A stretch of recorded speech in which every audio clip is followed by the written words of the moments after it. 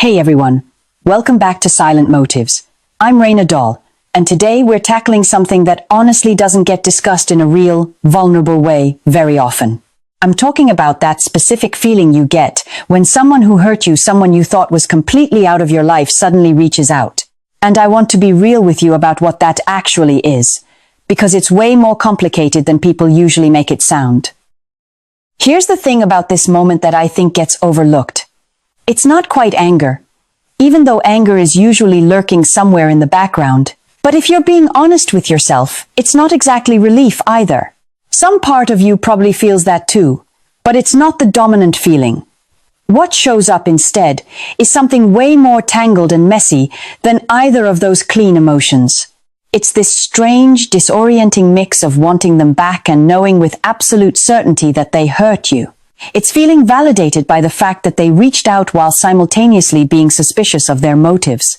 It's wanting to trust them while every logical part of your brain is telling you to be careful. And if you've ever held your phone in your hand after getting that out-of-nowhere message from someone you thought was gone for good, you know exactly what I'm describing.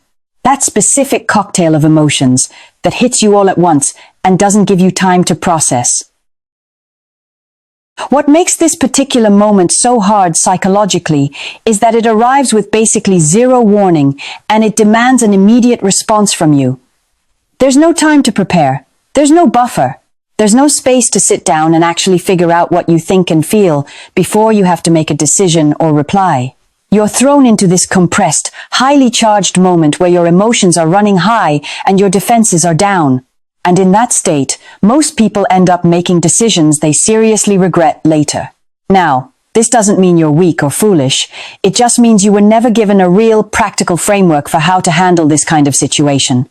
Nobody ever actually taught you what this moment is, what it really means when it happens, and what a genuinely grounded, self-respecting response actually looks like. That's exactly what we're going to explore today on Silent Motives. This isn't about how to win them back. This isn't about making them regret leaving you.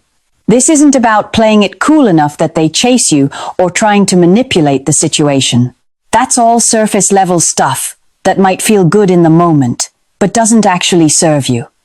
What we're diving into today is something way more valuable than all of that combined. We're going to understand why this happens in the first place. We're going to look at what their return actually means. And most importantly, we're going to explore how to respond in a way that comes from your actual values and your sense of self, rather than from your wounds and your pain. The framework I'm going to use comes from something that's been quietly helping people navigate exactly this kind of situation for over 2,000 years. Long before dating apps existed, long before dating advice was even a category. And what's remarkable is how relevant it still is today. So let's start with the foundational question here. Why did they come back? And I want to answer this honestly, which means I have to resist the answer that feels the best and actually go with the answer that's true. Because those aren't always the same thing. The most common reason someone comes back after they've hurt you is probably not the one you're hoping for. It's rarely that dramatic moment of clarity where they suddenly realized what they lost and came back transformed and completely certain about wanting you back. That does happen sometimes, but if I'm being honest, it's probably the least common reason on this list. More often than not, the return is driven by something much quieter and more fundamentally human than that. It's comfort seeking. You represented something for them. You were familiar. You felt safe. You made them feel good at some point in their life. And whatever has replaced that in the meantime, whether it's a new relationship that fell apart, a phase of loneliness, a situation that's worse than what they had with you, hasn't felt as good. So they reach back out. Not necessarily because they have a plan. Not necessarily because they have clarity about what they actually want, but because their current discomfort made the memory of you feel warmer and more appealing than it felt when they left. There's also ego involved sometimes, and I think it's important to acknowledge that without demonizing it, the human ego has this fundamental need to know that it still has access to things it once had. It's not always something people are conscious of. It's not always malicious. But sometimes someone reaches back simply to confirm that the door is still open, that they still matter to you, that you'd still be available if they wanted you to be. They might not even take action beyond that initial reach out. The confirmation itself is often the entire goal. And then there's genuine feeling, real missing, actual regret, and a sincere desire to reconnect. I want to be clear that this exists too. It would be dishonest to leave it off the list. Some people come back because they genuinely processed what happened between you. They genuinely recognize their part in it. They genuinely want something different this time. They've done real work on themselves and they're coming from a different place. This is real. And it happens. The real problem is that from the outside, in that very first moment of contact, all of these reasons look almost identical. You can't tell them apart just from their words. And that's exactly why your response has to come from clarity instead of hope. You have to know what you're doing and why you're doing it, not what you're wishing were true. Understanding what's really going on inside them when they reach out is probably the single most important piece of this entire conversation. Because the gap between what you assume their return means and what it actually means, that's where most of the pain comes from in these situations. Here's what you need to understand first. When they contact you, they are almost certainly not in a place of full clarity. They're in a place of feeling. It's some combination of nostalgia, discomfort, curiosity, maybe genuine emotion that's built up enough pressure to make them actually take action and reach out. But here's the crucial thing. Feeling and clarity are not the same thing. They're not even related in the way most people think they are. A person who's reached out to you driven purely by feeling, without the clarity to match it, is not actually in a position to give you what you need from a reconnection. They might think they are. They might genuinely believe in that moment that they know exactly what they want and why they want it. But the internal work that would actually make things different this time, the real growth and change that would be required, that takes time. It takes way more time than most of these reconnections actually allow for. People feel something one day and act on it the next. That's not a foundation you can build anything on. There's also something specific happening with vulnerability during this window. When someone reaches back out after they've hurt you, they have to make themselves vulnerable in a way that feels genuinely uncomfortable for them. And that discomfort can actually create a kind of fragility in those early interactions that a lot of people misread as emotional openness or readiness. They might seem softer than they did before, more attentive, more present, more emotionally available. And they probably are in that specific moment. That softness is real, but there's a huge difference between softness that comes from the vulnerability of reaching out and softness that comes from genuine, lasting internal change. One is temporary, one is sustainable. You need to know which one you're dealing with. Here's how you need to reframe her return in your mind. It's an opening, not an answer. It's the beginning of a question, not the resolution of one. And that changes everything about how you should approach it. When most people get that message, they immediately treat it like an answer. They think it means something definitive has been decided, so they rush back in. They resume where things left off. They let hope override their actual assessment of what happened and what's actually changed. And that's where most people lose themselves in this situation. That's where they make decisions they regret. Her return needs to be met with warmth, yes. It needs to be met with openness, but it also needs to be met with discernment. Those two things have to exist at the same time.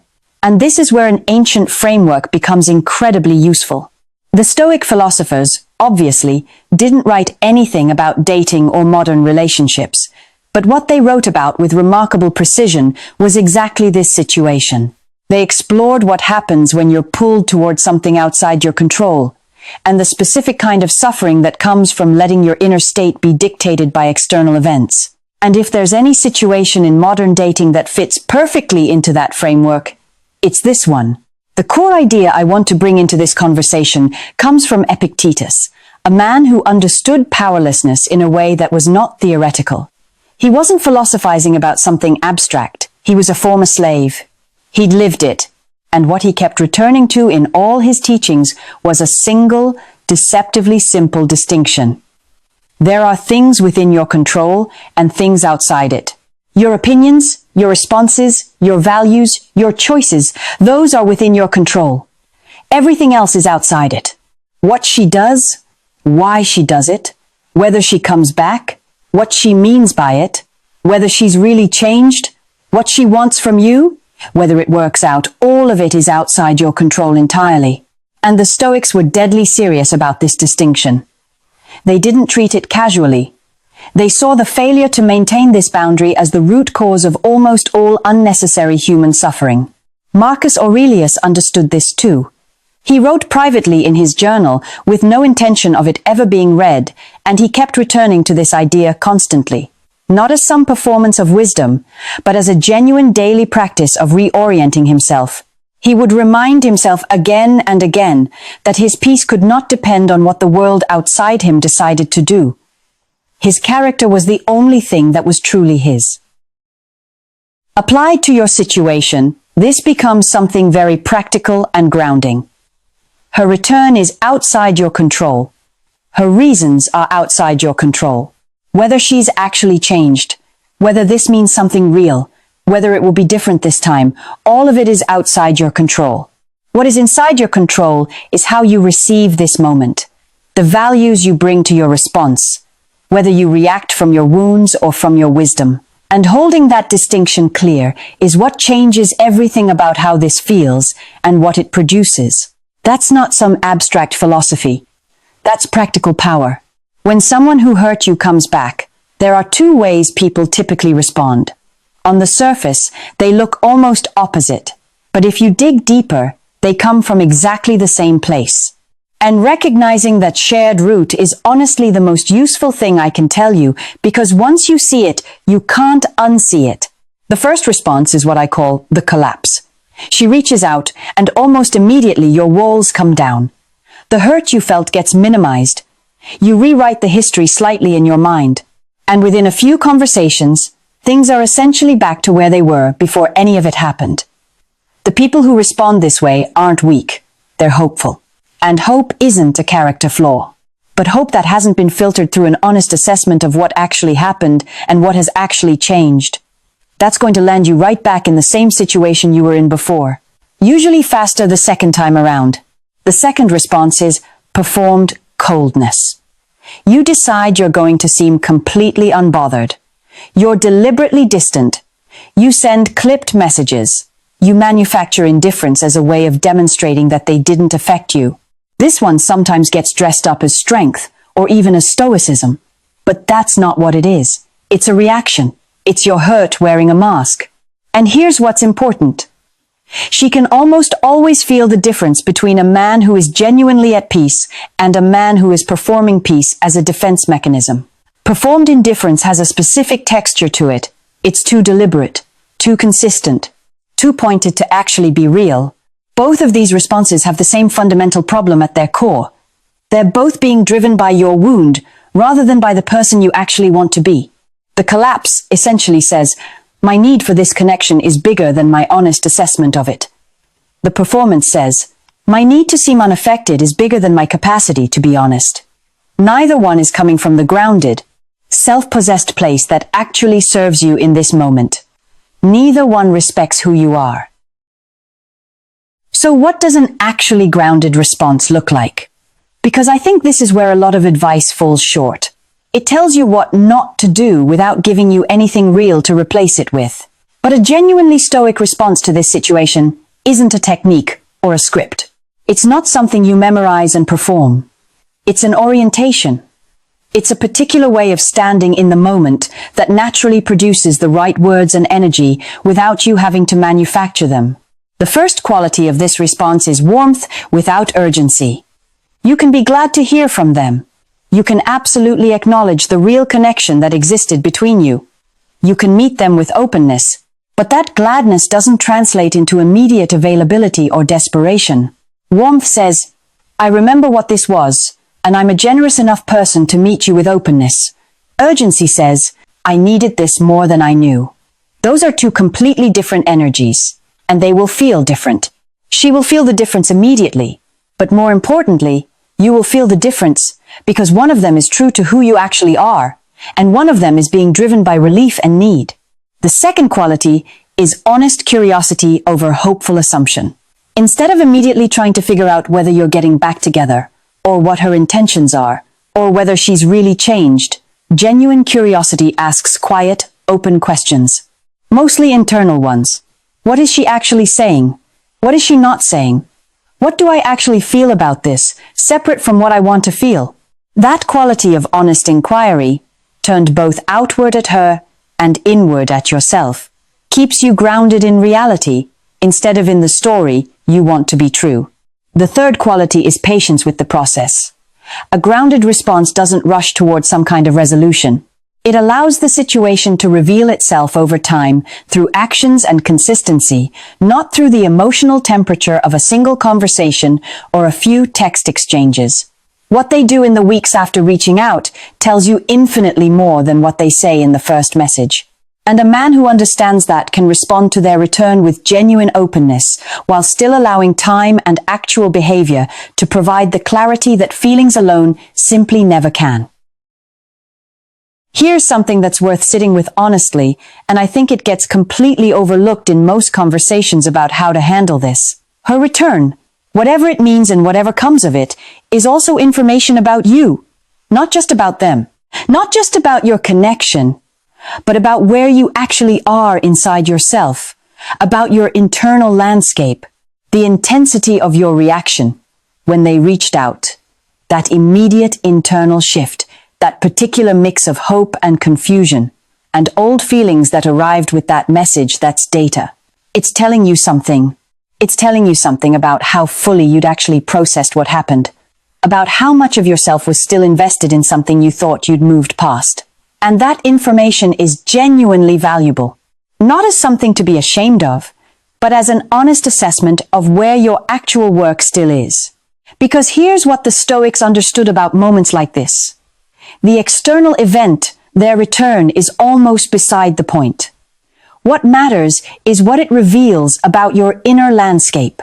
A man who's done the genuine work of processing hurt, who's rebuilt his sense of self outside of that connection, who's reached a kind of equanimity that isn't performed but actually felt that man receives their return completely differently, not coldly, not with indifference, but from a place of genuine steadiness that changes the entire quality of the interaction. If their message sent you into an immediate spiral of hope and calculation, that's worth paying attention to.